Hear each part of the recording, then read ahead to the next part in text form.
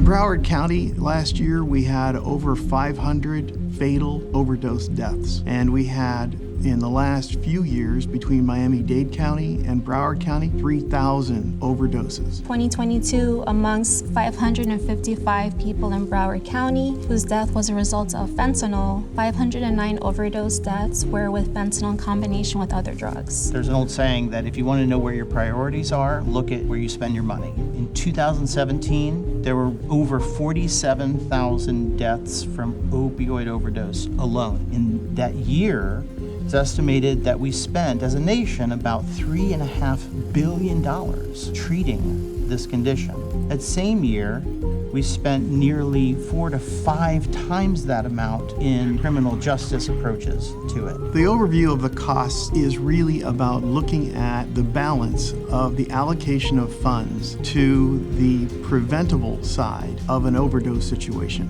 We spend a lot of money on the reactive side. Like, I didn't think every shift we'd be running at least one overdose or multiple ones. It's become such a problem. We're not really tackling the problem. It's just kind of brushed under the rug, but there's no specific answer for it.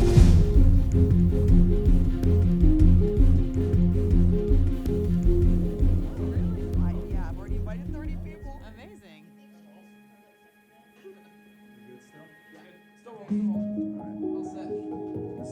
Heather, take one. My name is Heather Palacios. I'm the founder of Wonderful Incorporated. Chris is my little brother.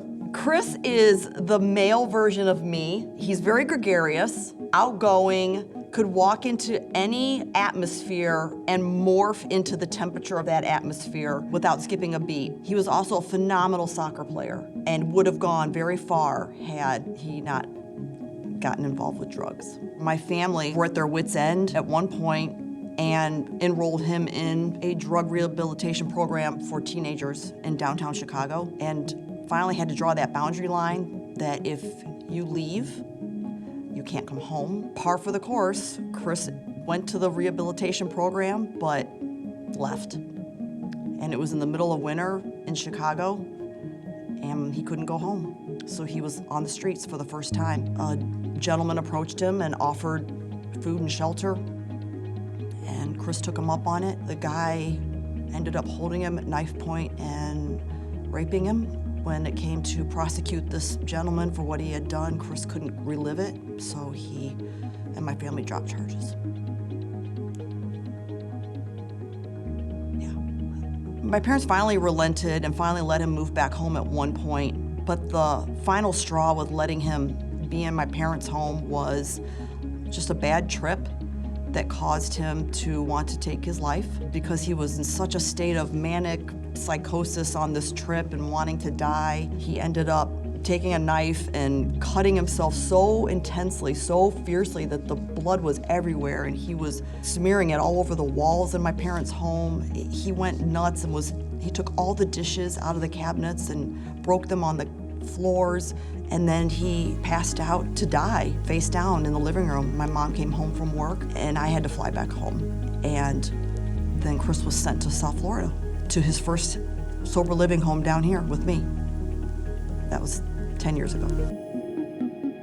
We'll see more kind of issues once, twice a month if a bad batch comes in. Sometimes seeing the saddest thing, seeing how the family is like hysterical, seeing their loved ones suffering through this. So currently, right now, we have a disease. Addiction, including opioid addiction that causes these overdoses, is a disease.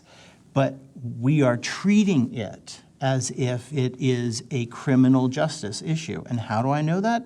Because we look at where you're spending the money. If we had the opportunity for prevention, or if we had the opportunity to move these clients and patients into treatment, and those dollars were spent on providing them treatment, those dollars go so far in treatment as opposed to the emergency response dollars, which are, very high. The average cost of an autopsy of an overdose is about $5,000. Prevention services could use that $5,000, or that $5,000 could have gone to someone who's in recovery. We're spending relatively small amount of money on actually treating it, which is what you do if you're dealing with a disease, and we're spending multiple billions more incarcerating incarcerating it and treating it as a criminal problem.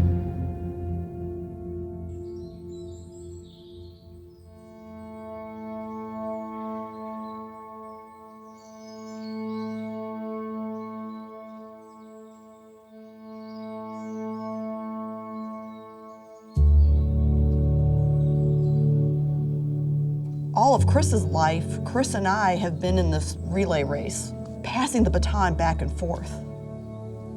And it's a race for life. Chris and I have both struggled with suicide for a long time.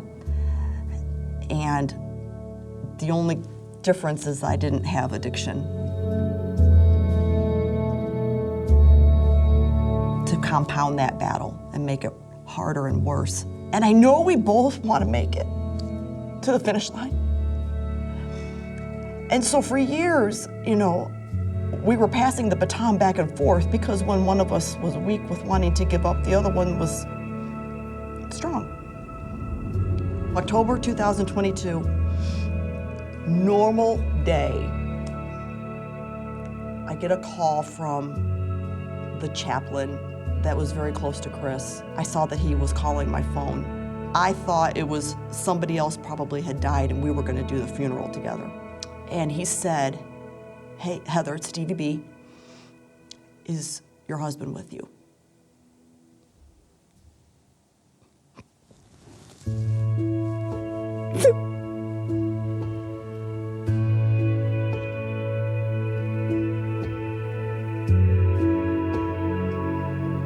That's what I do. I knew it. I dropped the phone and I fell on the floor. I screamed and wailed for 2 hours. I couldn't believe that much pain could come out of me. I didn't even know I had that much pain within me. Our first community is always the family.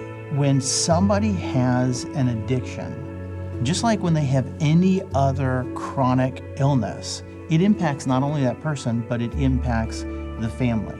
And when someone dies from addiction, that's not just their story. That's the story of their children, of their parents, of their brothers, of their cousins, of the people that they worked with. And so opioid overdose affects the community first by affecting the family. But 48 million Americans are suffering from a substance use disorder of some type or form. It could be mild, it could be moderate, it could be severe. If that's not a public health emergency, I'm not sure what is. I mean, I'm not an expert, but I am an unsatisfied customer. And I do wish the one thing we all would do is not only see them as humans that have intrinsic value, but put the atmospheres around them that say you are a dignified, valuable human being. And I juxtapose a lot of the atmospheres that Chris was in down here to, other ones that I have gone to speak to or visit. I know that it's possible. I know we could dignify the atmospheres that they're trying to recover in without billions of dollars. The amount of taxing, that it's been for not only the city and firemen all over the country, but of course, patients and family in hospitals and addiction centers. I mean, it's just astronomical. And it definitely doesn't discriminate against any certain person. Stigma is a negative prejudgment about a person, a group of people, or a condition.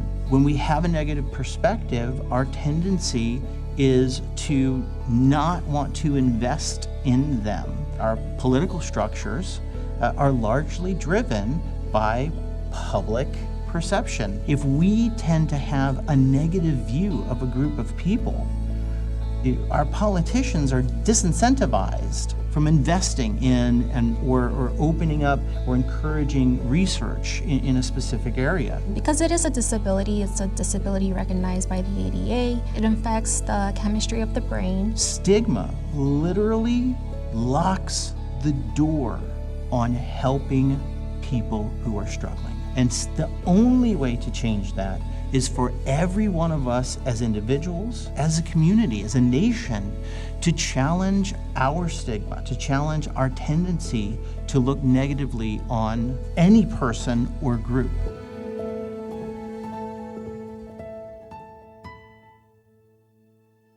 You know, I understand that people struggling with substance abuse are a handful. I know firsthand. I know. I have no doubt aged 20 years, and that's why I have to get Botox regularly now. So if we can get on the front end and do some good prevention work and great resources to the treatment side, then I think we'd have a better balance. We would have better outcomes ultimately for those that are suffering from substance use disorders. Having grace and mercy for each other is how we can change our world. The reality is that untreated addiction is a terminal illness. They will either move to recovery or they will move towards early death. It's not an easy section of society to help, but they're human, and they're not any less of a human than we are. Chris didn't get less value as a human being than I did because he struggled with addiction. Now, it's learning to run a race alone. I don't have that person to pass the baton to. That baton partner is gone. But that's the best way to describe our relationship, was running for our lives, but wanting to win and passing that baton back and forth when the other one was weak.